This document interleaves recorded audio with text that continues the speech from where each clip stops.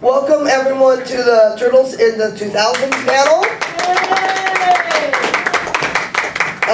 They could have just really called this the 4Kids panel because we are covering the 4Kids series a lot here. Just a real fast coverage. There is other things that happen here in the same time span with Image Comics ending, Mirage Volume 4, Tales of Turtles, and the movies, and of course a lot of toys. But the 4Kids series is the big thing of the 2000s there, from 2003 to 2009. So if each of you guys can introduce yourselves and let them know what you guys did on the show, we'll get started. Yeah, my name is Adrian Barrios, and I was the lead character design for the whole series, and I also did storyboards. Hey guys, my name is Gavin Hignite, and I'm a writer, and I wrote a couple episodes towards the end of the series. I think I was maybe season 3 or 4. You guys see the Halloween episode? That's yeah. I wrote one of my proudest moments was sneaking April O'Neil into a Catwoman outfit. I finally had a way to do it, so it's nice to see you guys. There you go. My name's Shannon Denton, and I'm a storyboard artist. So on that series, I did freelance storyboards. Thank you guys for joining us here today. It's an honor to get the chance to talk with you, especially about such a great series. Doing the character designs, were you given descriptions on all the characters handed to you to design, or did you get to come up with what you wanted for the characters just off the names and what they were doing? Most of the time, it's the main characters. We're given descriptions for all of them, but some of the times, like extra villains and like crowd, we just go off. Sometimes we base it on the boards. When they come back to us, there's a new design, so I have to put it on model. But sometimes, the writers are very descriptive about the characters, so we have to follow it. And sometimes Peter Laird would send us here, this is the design, just do this, so we base it on that, So, but yeah, sometimes descriptions, sometimes. Did you get to interact with Mirage or Peter Laird a lot during this time? Not as much. We had Lloyd Goldfine, who talked to Peter, in person, and he just relayed the messages to us and stuff. So, but with Mirage, they would just send us pictures and references, and toys, and designs and stuff, and we had to base it on. But there are a couple of episodes where they just let us go all out, so I'm like, yes, finally, So, but yeah. Awesome. And now, how did you get into writing for the Turtle episodes? Yeah, it's interesting. So the 2003 series was my first gig like this. So I've been writing. I think like a lot of people since high school. I wanted to tell stories. I wanted to do this, and I've been trying to make all my little stuff. And moved out to Hollywood, and I was working with a comic book artist on. And I'm telling you, this was not. It was not great. You know what I mean? It's like the ideas were there, but we were just trying to communicate. Oh well, this is a comic book we'd like to make, and I do kung fu, right? And this isn't a story I usually tell, but this is such a cool small little group that I'm just gonna I'm gonna tell you how it is. So I've been working out this kung fu school for about 8 years with this guy, really nice guy, led the class, really kind of tough, strong leader in the school. And I was showing him my little comic book, talking about I do this stuff. And he goes, I work on Ninja Turtles. And he's like, we might need a writer all of a sudden for an episode. And he's like, it looks like you can tell stories. He's like, send me some more samples. So it's Mike Ryan, by the way, is who I work for. And it's just, so I think the point of my little story is that you just never know, right? I've been working out with this guy, we never talked about work or Hollywood and stuff in that environment. And then all of a sudden it's like, he's like, oh, well, would you like to come on board and write one? And I was like, hell yes, They sent me, which is funny, tons of your designs. They sent me a Bible for the show, and I just remember looking at it and being like, I don't need this Bible. I've been studying for this gig since I was 12 years old. I was like, I know these guys. I know their voices. I have all the original toys, and the only aspects of the show at the time that I was, and I also watched that show, on Saturday mornings. So is awesome. It's awesome first gig, right? I mean, because how many kids shows are out there that are like not good, right? Yeah. And like you want to write for something that you're passionate about and that it's quality, and that's, I guess, long story short, or short story long. That's how I got into it. But yeah, Mike Ryan he gave me a chance, and I've been lucky to move on and work on other shows since. Every now and then it works out. Cool. And how did you get into the storyboarding? X-Men. I started off on the X-Men cartoon as the character designer on that. This was a gig for me. I'll be honest. I liked the Ninja Turtles and I knew of them from the comics, but I was older than all of you, so I missed the cartoon, the first go around. So I actually became a fan of the project, working on the project. Like when I got the gig, I was working with the director, who's a buddy of mine, who we like working together. So a lot of the shows you work on, it's the relationships you've got. Like there's a crew of guys that I know who do good work, so when I'm the director, I hire them. And you know, it just happened to be one of the go-arounds where my buddy brought me on board. And I'm like, all right, I'm gonna get to work on Ninja Turtles for a year, and then it turned into, the show went for a very long time. It was very nice. Yes. But while I was working on that show, I was also probably working on 2 or 3 other shows at the same time, so. Well, it's good to keep going in entertainment business because you never know. Yes. Yeah, you never know when there's gonna be a gap. Yeah. Like for this panel, I'm a storyboard artist, but the panel the other day, I was a writer. So it just, you know, depending on what show it's on, if that's what they need, that's what I do. Yeah, exactly. You know? If you're paying, I do that. Yeah. I broke in as a writer in animation because I called for the writing, for a storyboard gig, and they go, are you calling about the writing gig? And I was paused for like an eighth of a second, I went, yes! And they said, okay, we'll come by tomorrow and we'll discuss what you're doing. And that was my breaking in as a writer. It was a very similar kind of experience where it was not something I planned to do. Yeah. And then I was writing episodes of shows. So I've actually been friends with Kevin Eastman though since the beginning of my career. So it was fun to be working on Ninja Turtles. And Kevin had stepped off creatively during the whole 4Kids run.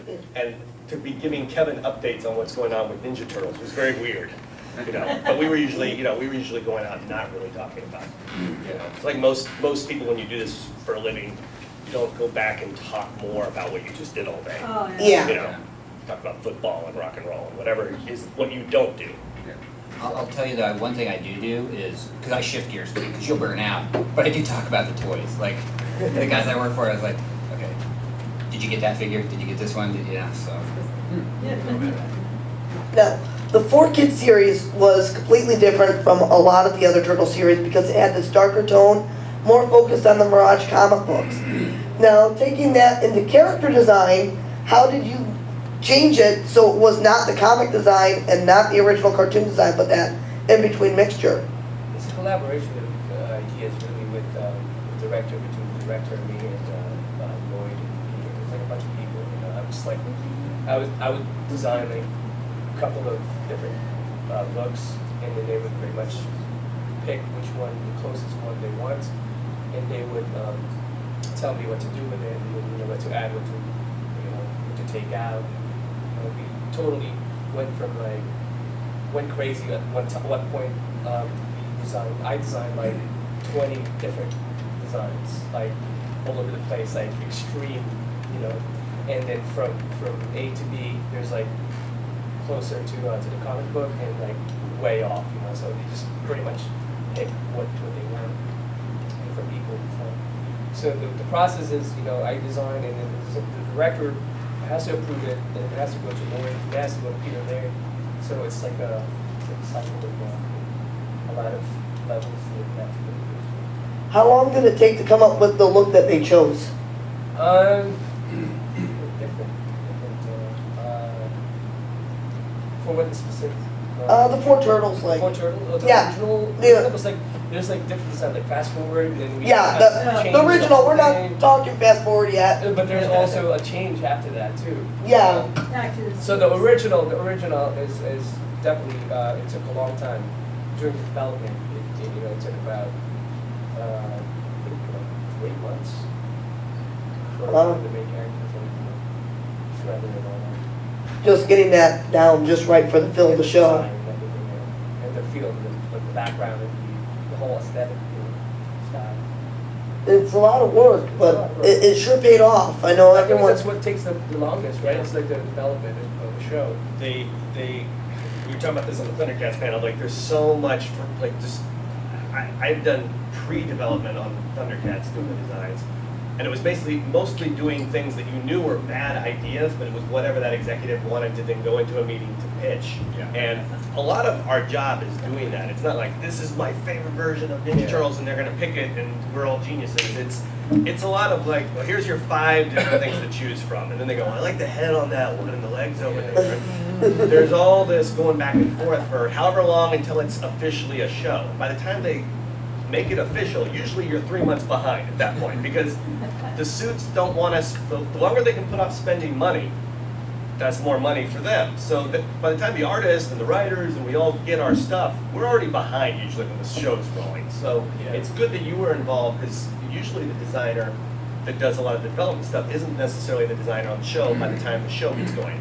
So almost all the shows I've worked on, I would get like his art and then I have to make every drawing for the next 3 years look like it came out of his pencil. That's what most of us do, is matching up to somebody else's look. I mean, Matt Groening did a few Simpsons drawings. And he's not the character designer on any of the series, so, you know. I can tell you who are, some really talented guys, and they've been there for a long time. I'm very jealous to have a 22-year. Yeah, animated, My, 22 years. my office, I didn't have to change it in the last 22 years, you know, it's pretty sweet, so. That's a lot of the gig, is just going back and forth with these guys and tweaking and until everybody checks off. We actually have a code for that, the Pete tweak. Yeah. Yeah, every time it comes back from Peter and Larry, we call it a Pete. Was there any tweaks that you were not too pleased to have to do? Oh my god, there was one character that all of us like kind of not hated, but like we hated. It was the Jar Jar Binks of pretty much the Turtles, the Fujitoid. Oh, Oh. I like that. It's not that we hate it because we couldn't do anything with it. Like it means like this design has been designed like back in the 80s, so we kind of needed to bump it up. So we designed like really cool, you know, robot looking like him. But Pete was like, no. Original design has to go. I was like, no. That is one of his favorite characters. So. Yeah. And yet Future Toy changed. Yeah. Chopped his head off. Free. That's a Yeah, he also had Playmates going with that for a little bit. Anyone remember the vacuum sealed Fusion toy that came out? Yeah. That was something Peter pushed for years. Yeah, Playmates was turning it down, and then one guy left Playmates, and then it finally got passed and came out as an exclusive figure. That's fun. So, I heard that from the guy. He's like, yeah, he finally got that through, and I was always told to tell him no. So, it's so many good stories behind the scenes of Turtles. Yeah. Not just with one area or another in the 2000s. We had a lot going on. So. Well, I can tell you, I have a good story with Peter Laird. Once again, the 2003 series is the first time I've ever done this type of work, and of course I'm very green, and I knew his name. You know what I mean? I knew Kevin Eastman's name. I knew what these guys had done, and at the time, the same thing. You know, I would submit my stuff to Mike, and Mike would submit it to Lloyd, and you know, eventually get to Peter, and the notes would come back to me. And I remember I got it. It was basically a scan because Peter would handwrite his notes. You know, he printed out, handwrite notes. They'd scan it and email it back as a PDF. And man, I tried to do something with Karai with her armor because it's like she had just stepped in as the new Shredder in the second episode I did. So I had her armor was like all tricked out. I remember he just shredded, you know, no pun intended, shredded my scene. But his notes were so clever. It was like he was kind of like knocking me, but it was like funny. So I was like, I want to get mad, but this is really funny. He'd be like, what is he? Was her armor like a Swiss Army knife? You know, it's like really funny notes. But I just remember like reading back, Peter Laird wrote this. You know what I mean? It's like a really surreal moment, even though he was like not happy with what I'd done on that scene. That's a good story, I think. Well, he is known to be the stickler of the two of them. Yeah. With the storyboarding stuff, how did you guys come up with the movements and stuff for the artwork to match up to the script as well as it does? I mean, that's the job, so you Yeah. have to do that, and I've been doing that for a while, yeah, I mean, it's just, that's part of it. I think the challenge comes when, I don't do Kung Fu, I did as, between the ages of 9 and 13, so I have some knowledge, but most of it comes from watching stuff. And as a board guy, we have access now to way more, it's almost mind-numbing now, because you can go, look up, yeah, you can look up some wushu moves, and you can figure out ways to choreograph stuff, even if you don't know it, that you can just Google it and pull it up. So then it's good because it allows us to get this stuff to look more accurate, feel more accurate, but it slows down the process a lot. Whereas the old days it'd be you in your room going, I think this is how it's gonna look. Well, then you're talking to yourself and you're acting this stuff out, and you're like on the couch, like your wife's like, what are you doing? I'm like, I'm trying to figure out what it'd be like from this angle to climb up the drain pipe. Go up, leave the room. I don't want you to see me like this. That's what I love about the Chuck Patton. Chuck Patton. He directed the first. Can you speak into the mic, please? I'm sorry. Can't hear you back here. Thank you. That's what I love about the first director, Chuck Patton, before Roy Burdine took over. He before we start a show, he brings in a bunch of references like books and everything, like pictures. Sometimes he would bring in some an actual weapon, like just to show us, like, look, this is how it works. It has to be this, it has to be that. This is how a ninja moves. Like he had a ninjutsu book, like collection of it. This was before YouTube, so we're like, all right, So that that's very important. You know what I mean? Like as a board guy, when you choreograph certain like fight scenes, you have to know the moves and all that stuff, because it's gonna look stupid if you don't. You know what I mean? Oh yeah. And you guys really did make the fight scenes exciting and thrilling. So you guys did great on all your research. Do we have questions from anyone in the crowd yet? Well, while they're thinking about questions. I have a question. Okay. I'd like to ask. It just popped into my head. Was now that everything's turning CG, like how is your role changing? Like between doing for because like this Turtles was like one of the last really good boys action. That's the category, by the way. I hate to call it that, but that category, 2D or cell animation. Like, is it different now? Like, honestly, I haven't done design for a long time. I've been doing boards for Avengers right now, and so yeah, it does change. Like back in the day when we were doing storyboards or design on paper, it takes too much time. Especially the cleanup time. You have to have light out, like really refine the lines, and you always have to be in the copier, enlarging, and shrinking images. But now it's fast. You're drawing on Photoshop on Cintiq, and it changes a lot. Like the process for an artist, I guess. Yeah, I'm bored digitally now. Like Yeah. I still miss paper because on paper I couldn't zoom in.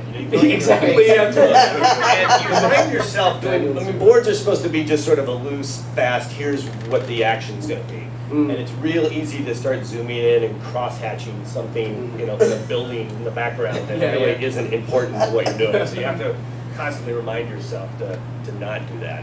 As far as the CG stuff versus 2D stuff,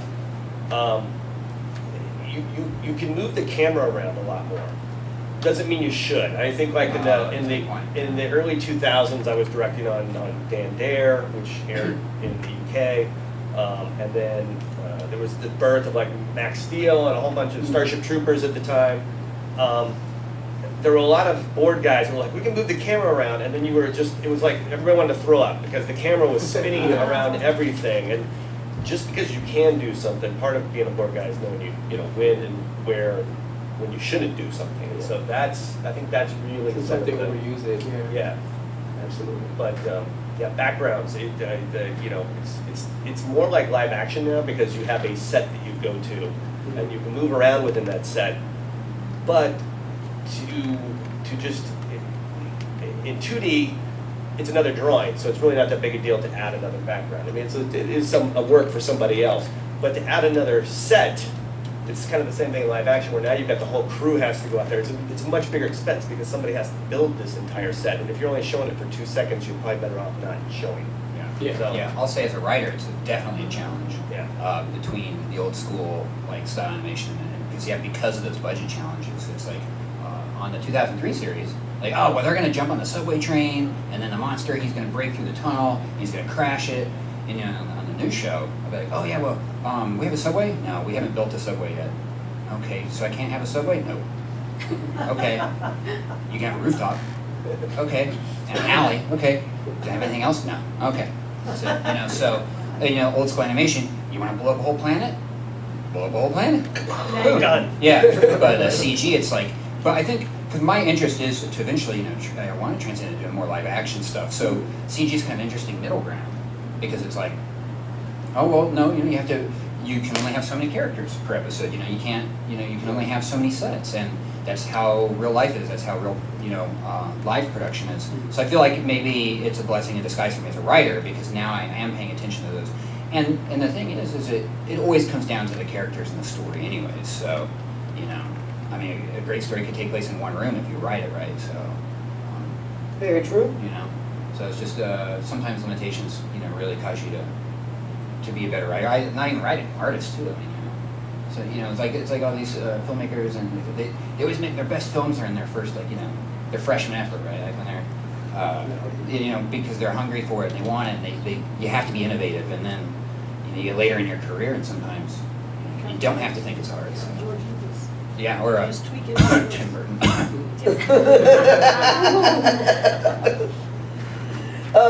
Now with the turtle characters, is there anyone that you were specifically proud of designing that you designed from the get-go? Like there's Han, there's several characters inside the series that never appeared anywhere else, and you were the first real designer. There's a bunch of villains, monsters and stuff. I don't remember. Most of them. Touch and go. Yeah, they're cool. Yeah, I like them. Yeah.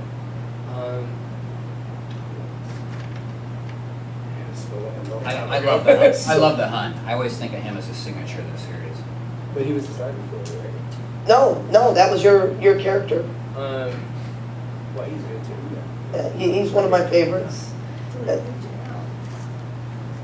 I designed like hundreds of characters, and I can't remember all of Did them. you get to do the Usagi for that series? Oh yes, that's the fun stuff. But Well, that's redesigning somebody else's design, no. right? But this is the funny thing story with Stan Sakai. He stopped by the studio, and when we're developing the Usagi Yojimbo episodes, and I had to design like a bunch of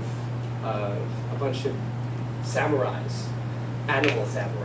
Oh, yeah. So I designed all of them, like a gorilla samurai, and then I designed a penguin one. And then he loved it. He's like, oh my god. And Stan was like, this is very good. I never thought of this. It's like, well, it's yours. So he was very happy about the penguin samurai. So I like that one. Yeah, I never tried that one. That Stan's is great. If awesome. you guys are ever at a show, go track Stan down. He's a blast to go talk to him. He's cool. Yeah. He's awesome. He's down to earth. Buy a print from him too. Make us quite happy. And if you haven't read the Usagi comics, pick them up. Yeah. Yeah. So then, you guys were really happy with what was going on with 2K3, and then all of a sudden it was fast forward, and everything changed. So how did you adapt?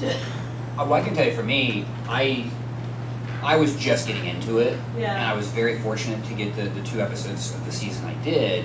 And as I think we keep talking about, these relationships are all, it's small groups of guys who all know each other, who work with each other, and I wasn't really in that yet. So when it moved on, I almost had no knowledge of it, and I was just working pretty hard on other stuff. So I kind of tuned out as a fan and as a writer, so I don't really have a lot of opinion about it.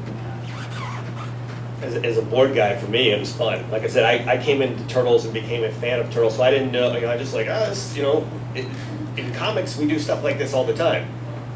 The Avengers are in space now. They save the universe. They're back on Earth, 2 issues later. So to me, it just seemed like a continuation of what we would have done in the comics, but... I think they wanted to experiment, because with from the beginning we've done so like stories from like okay they go in the past, you know, and then they wanted to do a future one, so they messed around with that one. I don't know what happened. I want to just design stuff.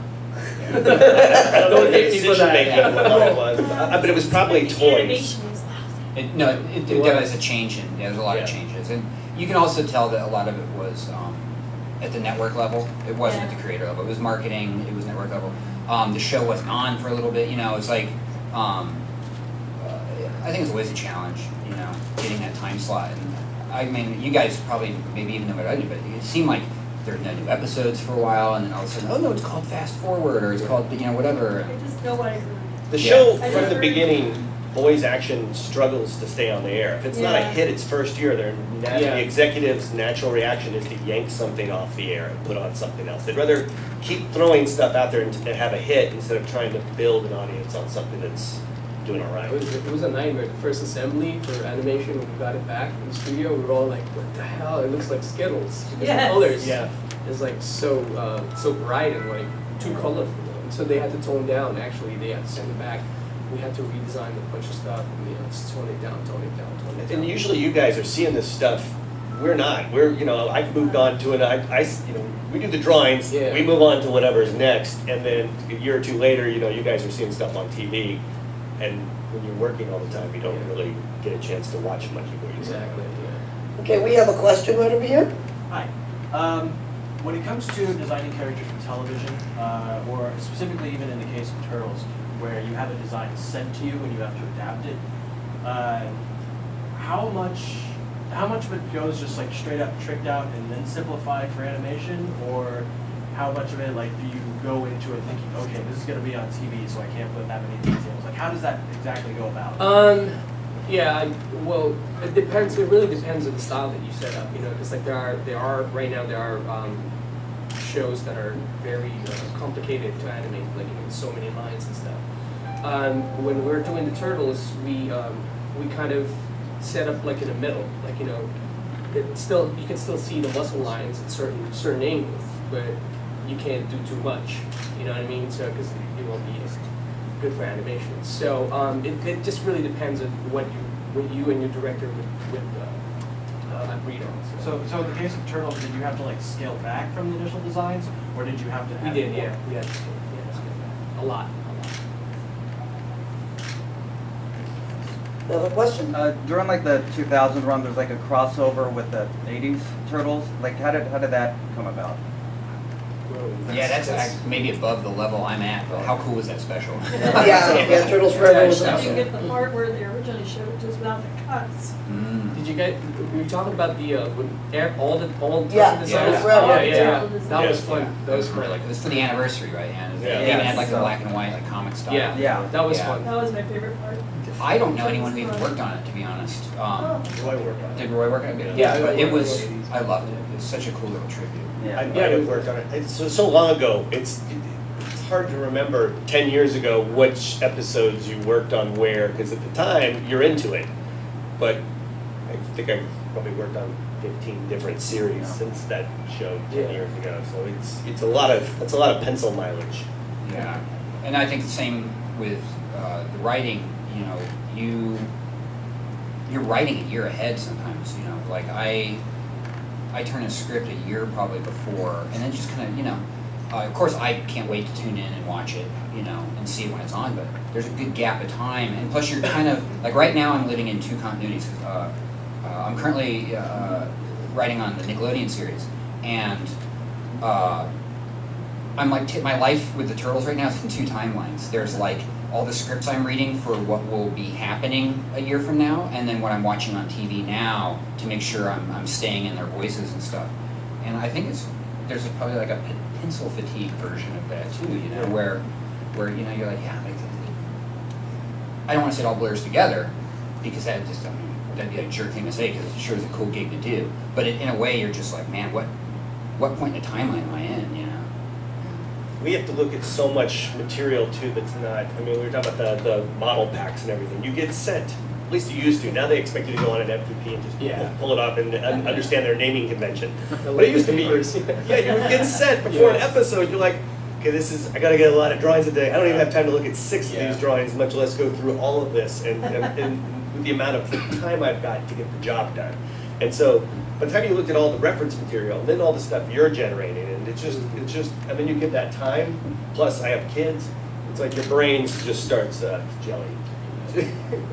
Now, with storyboarding, there's several different storyboard artists for a show. Do you guys go by scene or by episode on who does what storyboarding? The director assigns it out by act, generally. By act? You know, act 1, there's 3-act structure, so acts 1, 2, and 3 get divided up.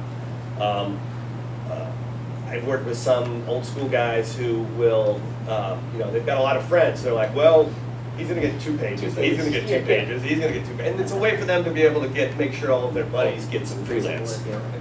Which is actually, it's kind of a cool, then you get to work with a lot more people. It's a lot more work actually for that director to do that. So he's making more work for himself by helping more people out. So it's fun when you get to work with guys like that. Like sometimes it's hell too though, like the continuity sometimes gets all messed up when you just distribute like 2 pages each, and Yeah.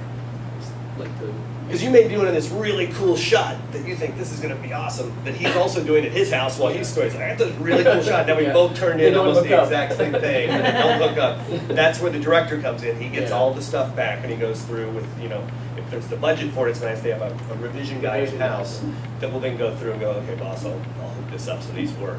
These 2 scenes flow into each other. But a lot of times it's the director sitting there with Post-its and putting everything together. That's pretty much what they do now in studios too, is like they hire like 2 or 3 revisionists, and they only hire like at least 2 board guys.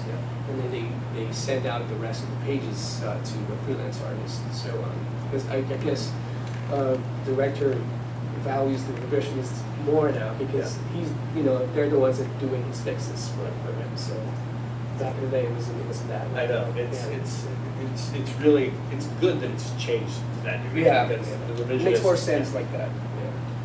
Now, did the artists on the series get to work together? Did you guys work for kids, or did you work from home like freelancers, or what did you guys do in production for the show as artists? Where did you work? I worked at Starbucks. Down the street. No. As a writer, it's great because I didn't start meeting guys from the show till I started like coming to conventions and stuff. Because my relationship was with Mike Bryan, so it was like he would send me notes, I would send him. Eventually you meet other people. It's pretty good. But yeah, so as a freelance writer, you're basically working from home or whatever cafe you prefer. And I knew these guys worked, but I had no idea what they looked like until walking into this. No, I've never seen these guys before. Yeah. And that's very common in our, there's the penguin. No, that's a different one. But That was from the that's from from the the video game. fast I mean, forward. the Right? online game, Back the to World of sewer. Warcraft game. Is this fast forward? No, it's Back to the Sewer. Oh, back to They were inside a Um, World of Warcraft game, and Leo kept changing. The last couple of seasons, actually, they put me into 2 positions, which was insane. They made me a board guy and a character designer, and I had to design the characters for the first week. Sometimes like 30 characters, and so they hired a guy who pretty much cleaned up my stuff. So I would rough out all the designs, like half-ass, and then the guy was like cleaning it up and stuff. And I do my boards. I was dying. Yeah, as I said, it's a lot of workload. Yeah. And you were on site for that? You had like Yeah. I was in the studio. The good thing about The studio's in New York. Right? yeah, I lived in New York for a long time, and the good part about that is you get month vacation, you get benefits and stuff like that. But yeah, so they work your ass off. It's fun. It was fun. It's fun gig. I've worked at home since I think 2000. So, Freelance. yeah. I've been on staff too, but when you get older and you're like, I'm on staff, but Staying I'm working home. at home. I'm still working on that part. It's just too many distractions at home, man. Yeah. For me, I mean, I can't, like I'm actually going to work after this because I can't work at home. I understand not working at home. There is distractions when you're home. People Yeah. think, you're home, you can actually do this instead. With the TV in one room and the kitchen in the other, I couldn't get any writing done. Now, was there any characters that you did not like get down right away in trying to design that took you a few tries that you could think of?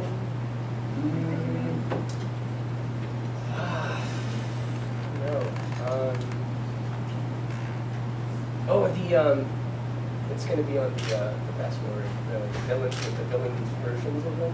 Oh, the Dark The Turtles. Dark Turtles. I love the Dark Turtles. Yeah, but it took some time, but I ended up liking it. Oh, sorry.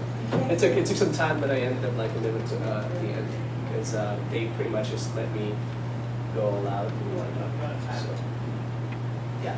Cool. Yeah, Dark Turtles is Those are cool ones. And with writing the 2 episodes, what was your favorite scene that you got to write? The second episode I wrote really was like close to me because it was very serious. It was the 3-parter where they get displaced from their home and Leo is off and he's soul searching. And the episode I wrote was the conclusion is the third, and I'm blanking on the name, which is terrible, but it's when he comes back to go face to face with Karai. She's the new Shredder, and that show, it was very easy because that's The Prodigal Son. Prodigal Son. Thank you, Prodigal Son. Yes, part 3, and it was challenging because there was 2 episodes, already written, so I had to. It was the first time I had, written basically in unison with 2 other writers to just make sure I was dotting all the I's and crossing the T's that they'd all started. But for me, the 2003 series was very. I think my mind is just that's how I write. Like that level of comedy and like kind of dark drama and action is very easy for me to know that universe. But the episode, the climax when Leo. He takes the head off the Shredder statue and it falls at Christ's feet is like one of my, of all the stuff I've written, so I got to write Hulk Smash into a Marvel script, and those are like the 2 moments where I was like, how awesome is this? Like life is good if I can call this work. It was on Armored Adventures. Yeah, Iron Man Armored Adventures, and we'd done a Hulk episode. I just remember like writing Hulk Smash. Yeah, it's like this is like 12-year-old Gavin is freaking out. But that dynamic between Leo and the seriousness of the show really spoke to what I think is, because here's the thing, and I think everyone in this room will agree: kids are way smarter than I think like a lot of people give them credit, and they can have sophisticated stories and. Like I think Batman the Animated Series, right, is such always a prime example of this, that there can be a cartoon that adults can enjoy and kids can enjoy. It's not going to warp the kids, and I think the 2003 series was a good mixture of that. It's interesting too because it's kind of like the Quiet Giant, right? Like I had people telling me, "Oh, I can't believe Ninja Turtles is back" when it was on Nickelodeon. I'm like, "Well, what do you mean? It's just on like in 2003 and 2006. I was like, it didn't go anywhere. But there's this huge fan base for it, but yet the mainstream never really figured out it was on. It's a weird thing to me. But Promotion. I know, right? It's true. Nickelodeon spends to promote, and for kids, it's just a different business model. Yeah, but yeah, I'm rambling. But that moment in that episode was very special to write to me. Now, with the storyboard artwork, this was all done digitally. Did you get to save files, or did you do? At that point, it was not digital. It was not This digital. early enough that I was still drawing on paper, and you send stuff off. In fact, this is I have no records of any of the stuff I did because, you've got just mounds and mounds of paper. And at one point, I scanned in all of my boards and then threw away everything. So I threw out all the drawings, and I'm like, I got them scanned in for the portfolio. Michelle's gonna have a hard time. And then that drive crashed, and now I've got no record of any of them. So, yeah. You killed the digital moderator. era. We when Nickelodeon bought Turtles, we had to box everything that we did. So it was like 30 boxes of artwork and like all the DVDs and stuff like that to get to them. And It was just in storage, I think. They never even picked it up. You know, it's just like, it was just in storage. So they bought the Wait, rights. it's Because when they bought it, they owned everything. Right. Everything was Yeah. done. So like, you know, some of us were like, no, I'll keep it this way. So I didn't get to keep some of that. I was like, ah. wow. Mine's recycling a recycler somewhere. Yeah. So they never picked it up. I don't think so because I smell a quest coming. But it's not, you know, it's not 4 kids anymore. It's Konami now. So it's Oh, I did not know that. yeah. So it might not be there anymore. But it may happen. So that was a long time ago. That was like 2009. I'm sure it's still there. Probably. Collecting dust. The Ark of the Covenant. Yes, it's in that warehouse in the Ark, yeah. I want to tell a funny story though. This was back in 2000 and when did it come out? 2003, right? Yes. It came out 2000. So Yeah, this was like 2003. early 2000. When 2003? It came out in February 2003. Oh, okay. So this was 2002 when it happened. Then it was the very first assembly for animation of the Turtles, first episode. So we were all excited. You know? So we all like sat down. It was a VHS, you know, we pop it in, watch it. We finished it, and then everyone's like, "Oh, that was awesome! Great job, guys! Great job!" And then one intern was like, "Am I the only one that noticed there was 2 Donatellos in one scene?"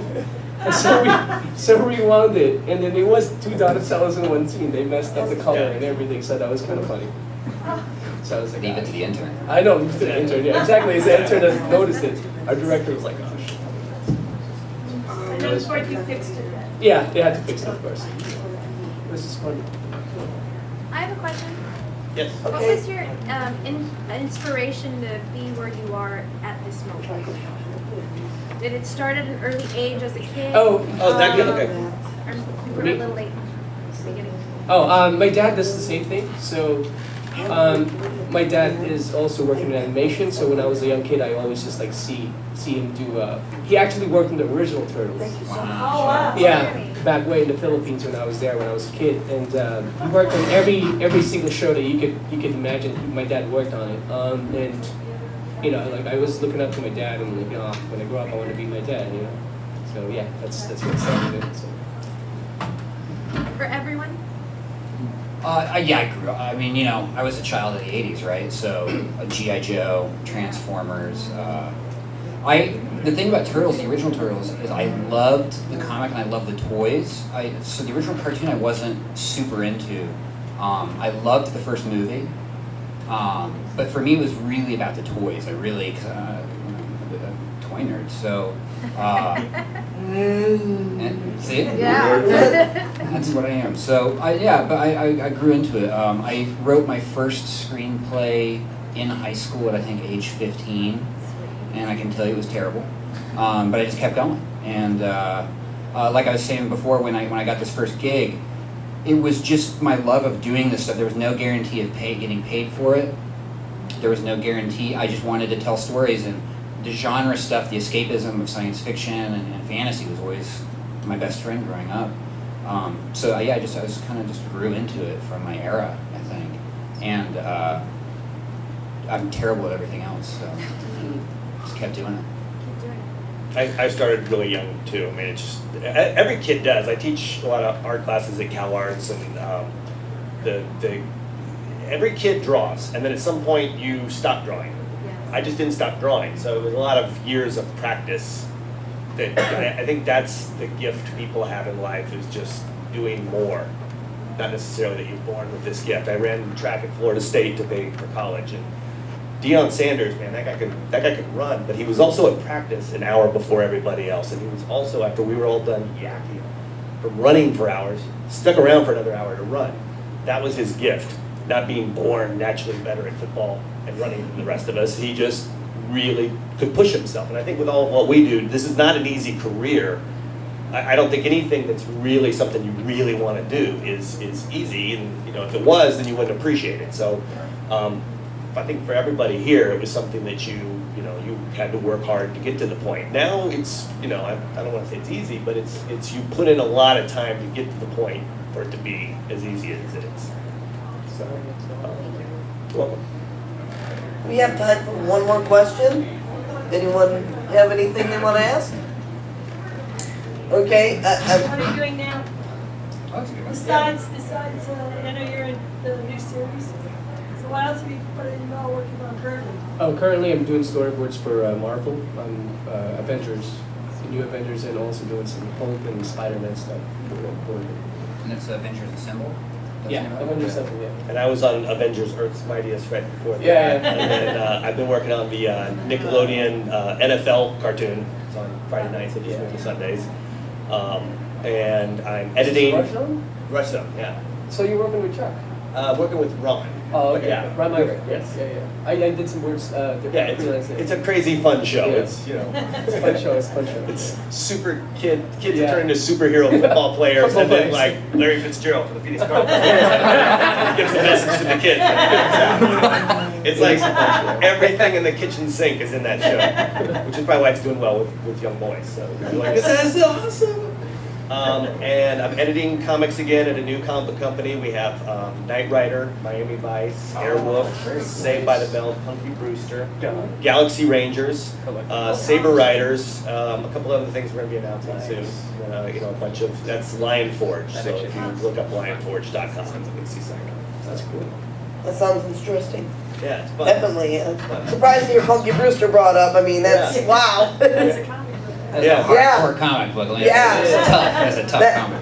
That was, my lord. The 80s Now, are back, basically. do you guys have any other panels or autograph sessions that you guys are doing today for anyone who's interested in meeting up? I'm just going to be wondering if you see me and you forgot a question, you're welcome to walk up and ask me a Same question. here. Yeah. I'm just gonna be walking around. I might have children attached to me, pulling me towards some toy that needs purchased immediately, but otherwise, you guys are welcome to come up and ask questions.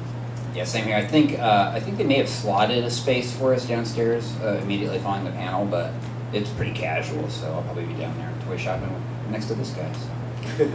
So. They got some good toys down there. And I brought some books if anyone would like to check them out. Yeah, graphic novel and. And IDW is downstairs, if you guys didn't notice, they're the guys who published the comic, the Ninja Turtles comic now, and I was out drinking with them way too late last night, but I can say that they are there now. And they're doing a fantastic job on the comic. Yeah. Anyone interested in the IDW comics, there is a panel at 2 p.m. today.